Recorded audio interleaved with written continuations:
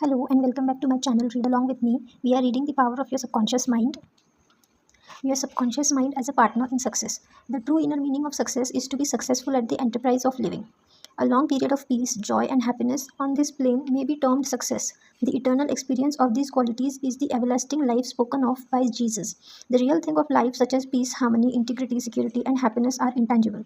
They come from the deep self of human beings meditating on these qualities behind these treasures of heaven in our subconscious. That is the true place where moth and rust do not consume and where thieves do not break through and steal. The three steps to success. The vital first step to success is to find out the thing you love to do, then do it. Unless you love your work, you cannot possibly consider yourself successful at it.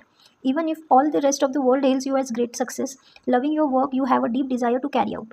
If someone is drawn to become a psychiatrist, it is not enough for her to get a diploma or hang it on the wall. She will want to keep up with the field, attend conventions, and continue studying the mind and its working. She will visit other clinics and pore over the latest scientific journals. In other words, she will work to keep herself informed in the most advanced method of elevating human suffering, because she puts the interest of her patients first. But what if, as you read these words, you find yourself thinking, I can't take the first step because I don't know what it is I want to do? How on earth do I find a field of effort that I will love? If that is your situation, pray for guidance in this way. The infinite intelligence of my subconscious mind reveals to me my true place in life. Repeat this prayer quietly, positively, and lovingly to your deeper mind. As you persist with faith and confidence, the answer will come to you as a feeling, a hunch, or a tendency in a certain direction. It will come to you clearly and in peace and as an inner silent awareness. The second step to success is to specialize in some particular branch of work and strive to excel in it. Suppose a student chooses chemistry as a profession. He should concentrate on one of the many branches in this field and give all of his time and attention to his chosen specialty. His enthusiasm should make him want to know all there is available about his field if possible. He should know more than anyone else. The young man should become ardently interested in his books and should desire to use it to serve the world. He that is the greatest among you, let him become your servant. There is an enormous contrast between this attitude of mind, that of someone who wants only to make a living or just get by. Getting by is not true success. People's motive must be greater, nobler, and more altruistic. They must serve others, thereby casting their bread upon the waters. The third step is the most important one. You must be sure that the thing you want to do does not contribute only to your own success. Your desire must not be selfish. It must benefit humanity. The path of a complete circuit must be formed. In other words, your idea must go forth with the purpose of blessing and serving the world. It will then come back to you magnified and full of blessings. If you work only for your own benefit, you do not complete this essential circuit. You may appear to be successful, but the short circuit you have generated in your life may lead over time to limitation or sickness. The measure of true success. At this point, you may be thinking, what about the guy I saw a show about, the one who made hundreds of millions of dollars from shady stock deals? He is as big a success as you will ever see, and I don't think he cares a bit about benefiting humanity. Such cases are all too common, but we must be careful to understand them for what they are. Someone may seem to succeed for a while, but money obtained by fraud often takes wings and flies away. Even if it does not, when we rob from another, we rob from ourselves. The mood of lack and limitation that led to our behavior manifests itself in other ways as well. In our body, our home life, our relationship with others. What we think and feel, we create. We create what we believe. Even though someone may have accumulated a fortune fraudulently, he is not successful. There is no success without peace of mind. What good is a person's accumulated wealth if he cannot sleep nights, is sick, or has a guilt complex? I once met a professional criminal in London who told something of his exploits. He had amassed a large fortune that allowed him to live in luxury in a house outside London and his summer's home in France, in luxury, yes, but not in comfort. He was in constant dread of being arrested in Scotland Yard.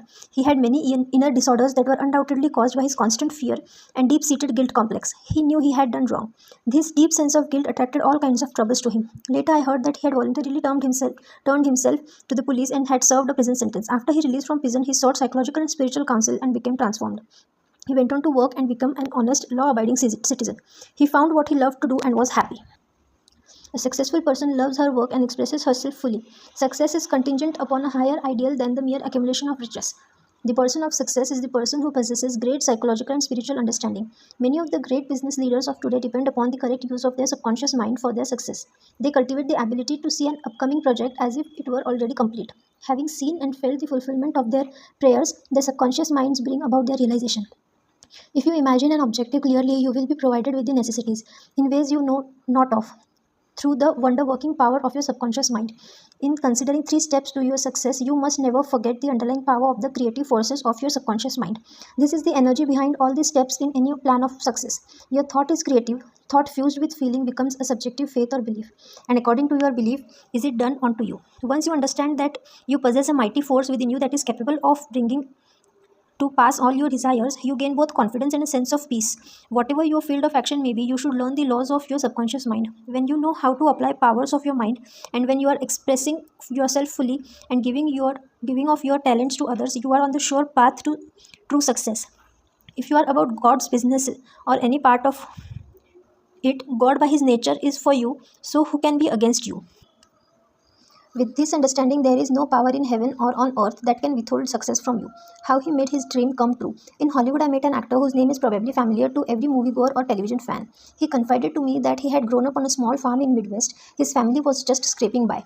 His only entertainment was an old black and white TV and barely pulled in 2 channels. Even so, he began to dream of being an actor. The dream occupied him more and more. All the time I was out working in the fields, he said, or driving the cows back to the barn, I imagined that I could see my name in the big letters on the marquee of a great theatre. I saw every detail.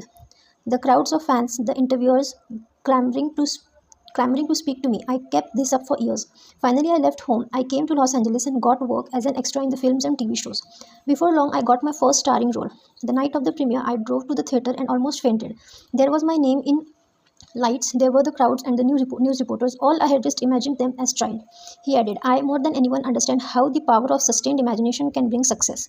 Her dream pharmacy became a reality. Some years ago, I got to know a young pharmacist named Mary S., who worked in the prescription department of the big chain drugstore. One day, while she was filling a prescription for me, we started talking. I asked her how she liked her work. Oh, it's fine, she said. Between my salary and commission, I do okay, and the company has good profit sharing program. With any luck, I'll be able to retire while I'm still young enough to enjoy life. I was silent for a moment. Then I asked, was that the way you thought it would be as a child when you decided you wanted to be a pharmacist? Her face grew troubled. Well, no, she replied. I guess not. I always saw myself with my own store. I wanted to walk down the street and have people say hello to me and call me by my name. And I would know all their names because I was their druggist. You are going to think this is strange, but I even dreamed about having parents call me in the middle of the night because their kid was sick. I'd pull off my clothes on over my pajamas and go drive to the store to get them the medicine they needed. Not much like a 9 to 5 job behind a counter at the back end of a big store, is it? It certainly isn't, I said. But why shouldn't you follow your dream? Wouldn't you be happier and more productive? Raise your sights, get out of this place, start your own store. How can I, she said, shaking her head. That takes big money and we are just getting by from month to month. My response was to share with her a wonderful fact, whatever she could conceive as true, she could bring into being. I went on to tell her something about the powers of her subconscious mind. She soon understood that if she could succeed in impregnating her subconscious mind with a clear and specific idea, those powers would somehow bring it to pass. She began to imagine that she was in her own store. She mentally arranged the bottles, dispensed prescriptions, and imagined waiting on customers who were also her neighbors and friends. She also visualized a big bank balance. Mentally, she worked out in that imaginary store. Like a good actor, she lived the role act as though I am and I will be. She put herself wholeheartedly into the act, living, moving, and acting on the assumption that she owned the store. Several years later, Mary wrote me to say that what had happened to her life since our conversation. The chain store she worked for went under because of competition from a larger store of a new mall. She found a job as a traveling representative for a major drug company, handling territory that covered several states. One day her work took her to a small town on the western edge of the territory. There was only one drugstore in the town. She had never been there before, but the moment she walked in, she recognized it. It was exactly the store she has visualized so clearly in the imagination. Flabbergasted, she told the elderly owner of the drugstore about this amazing coincidence. In turn, the owner confided that he was about to retire but did not want to sell a store that had been in his family for 3 generations to some big corporations. After several discussions, the owner offered to lend her the money to buy the store. She would be able to make the payment of the loan out of the profits of the business. The young woman moved her family to the town and soon was able to make a down payment on a big old house within the walking distance of the store. Now, when she walks to work, in the morning, everyone she passes says hello and calls her by name. They know her because she is their druggist. Using the subconscious mind in business. Some years ago, I gave a lecture to a group of business executives on the powers of imagination and the subconscious mind. In the course of the lecture, I described how the great German poet Goethe used his imagination wisely when confronted with difficulties and predicaments. According to the Goethe's biographers, he was accustomed to filling many hours quietly holding imaginary conversations. He would imagine one of his friends sitting across from him answering him in the right way. In other words, if he were concerned over any problem, he imagined his friends giving him the right or appropriate answer, accompanied with his usual gestures and tonal qualities of his voice. He made the entire imaginary scene as real and as vivid as possible. One of the people Present at his lecture was a young stockbroker. She proceeded to adopt the technique of Goethe. She began to have imaginary conversation with a multimillionaire investor who knew her and had once congratulated her on her wise and sound judgment in recommending stocks. She dramatized this imaginary conversation until she had psychologically fixed it as a form of belief in her mind.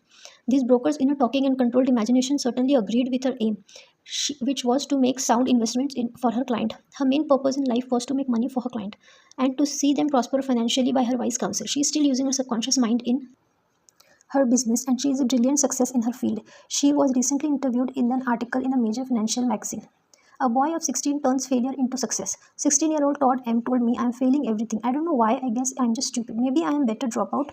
I would better drop out of school before they flunk me out. As I talked further, I discovered that the only thing wrong with Todd was his attitude. He felt indifferent toward his studies and resentful towards some of his teachers and fellow students. I taught him how to use his subconscious mind to succeed in his studies. He began to affirm certain truths about several times a day, particularly at night, just prior to sleep, and the first thing after awakening in the morning. As we have seen, these are the best times to impregnate the subconscious mind. He affirmed as follows: I realize that my subconscious mind is a storehouse of memory. It retains everything I read and hear from my teachers. I have perfect memory at my disposal if I choose to use it.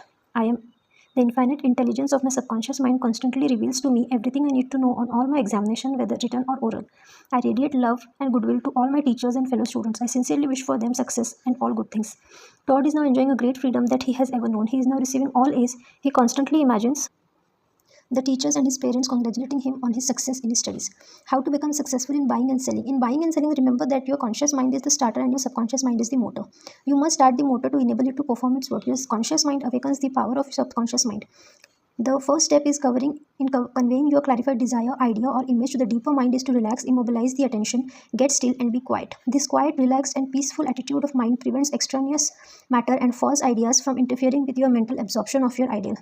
Furthermore, in the quiet, passive, and receptive attitude of mind, effort is reduced to a minimum. The second step is to begin to imagine the reality of the end of your desire.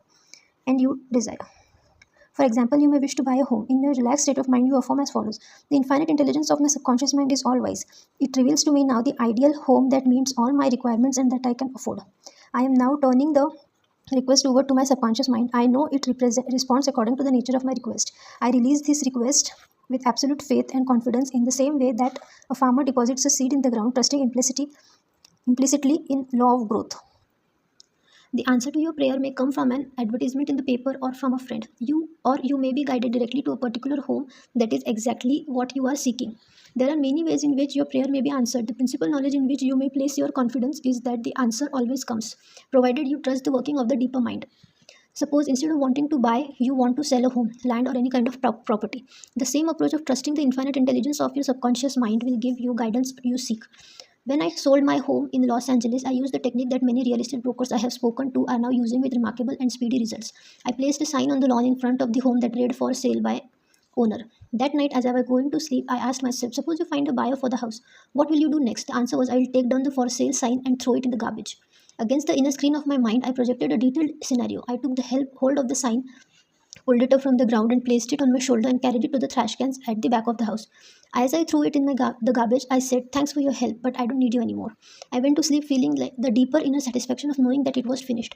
The next day, a man gave me a deposit on the house and said, you can throw that sign away, you don't need it anymore. I followed his advice. I pulled the sign up and took it to the garbage. The outer action confirmed the inner. There is nothing new about this, as within, so without. In other words, according to the image impressed on your subconscious mind, so it is on the objective screen of your life. The outside mirrors the inside. The external actions follows internal actions. Here is another effective method used in selling homes and or any kind of property. Affirm slowly, quietly, and feelingly as follows: infinite intelligence attracts to me the buyer of the home who wants it and who prospers in it. This buyer is being sent to me by the creative intelligence of my subconscious mind, which makes no mistake. This buyer may look at many other homes, but mine is the only one he wants and will buy, because he is guided by the infinite intelligence within him. I know the buyer is right, the time is right, the price is right, everything about it is right. The deeper currents of my subconscious mind are now in operation, bringing both of us together in divine order. I know that it is so. Remember always that when you are seeking is also seeking you. What you are seeking is also seeking you. Whenever you want to sell a home or a property or any kind, is always someone who wants what you have to offer. By using the power of your subconscious mind correctly, you free your mind of all sense of competition and anxiety in buying and selling. How she succeeded in getting what she wanted. There is a young woman, Margaret T., who regularly attended my lectures and classes. Because of where she lived, she had to change buses 3 times to get to the hall. It took her 1 and a half hour each way to attend a lecture. In one of my lectures, she heard me explain how a young man who needed a car in his work received one. She went home and experimented with the technique I had outlined in my lecture. She later wrote to me a letter telling me how she had applied my methods and what followed. I publish it here with her permission. Dear Dr. Murphy, I knew that I had to have a car for my personal growth. There was no other way I could go on attending your lectures regularly. I decided that as long as I was trying to obtain a car, I should try to obtain the car I had always dreamed about, which is Cadillac. In my imagination, I went through all the steps I would go through if I were to actually buy and driving a car. I saw myself going to the showroom and test driving the model I was interested in. I claimed the Cadillac as my own over and over again. I kept the mental picture of getting into the car, driving it, feeling the upholstery, and so on, consistently for over 2 weeks. Last week, I drove to your lecture in a Cadillac. My uncle in Inglewood had passed away and left me his Cadillac and his entire estate. A success technique employed by many outstanding executives. Many prominent business executives quietly use the abstract term success over and over many times a day. Until they reach a conviction that success is theirs, they know that the idea of success contains all the essential elements of success. Likewise, you can begin now to repeat the word success to yourself with faith and conviction. Your subconscious mind will accept it as true of you, and you will be under a subconscious compulsion to succeed. You are compelled to express your subjective beliefs, impressions, and convictions. What does success imply to you? You want undoubtedly to be successful in your home life and in relationship with others. You wish to be outstanding in your chosen work or profession. You wish to possess a beautiful home and all the money you need to live comfortably and happily. You want to be successful in your prayer life and in your contact with the powers of your subconscious mind. You are a business executive also because you are in the business of living. Become a successful executive by imagining yourself doing what you long to do and possessing the things you long to possess. Become imaginative mentally, participate in the reality of the successful state. Make a habit of it. Go to sleep feeling successful every night and perfectly satisfied. And you will eventually succeed in implanting the idea of success in your subconscious mind. Believe you are born to succeed and wonders will happen as you pray. Profitable pointers. Success means successful living. When you are peaceful, happy, joyous, and doing what you love to do, you are successful.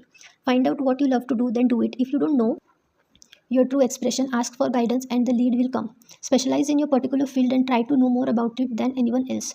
Those who are successful are not selfish. Their main desire in life is to serve humanity. There is no true success without peace of mind. A successful person possesses great psychological and spiritual understanding. If you imagine an objective clearly, you will be provided with the necessities through the wonder working power of your subconscious mind. Your thought fused with feeling becomes a subjective belief, and according to your belief, is it done unto you. The power of sustained imagination draws forth the miracle working powers of your subconscious mind. If you are seeking promotion in your work, imagine your employer, supervisor, or loved one congratulating you on promotion. Make the picture vivid and real. Hear the voice, see the gestures, and feel the reality of it all. Continue to do this frequently, and through frequent occupancy of your mind, you will experience the joy of the answered prayer. Your subconscious mind is the storehouse of memory. For a perfect memory, affirm frequently. The infinite intelligence of my subconscious mind reveals to me everything I need to know at all times, everywhere.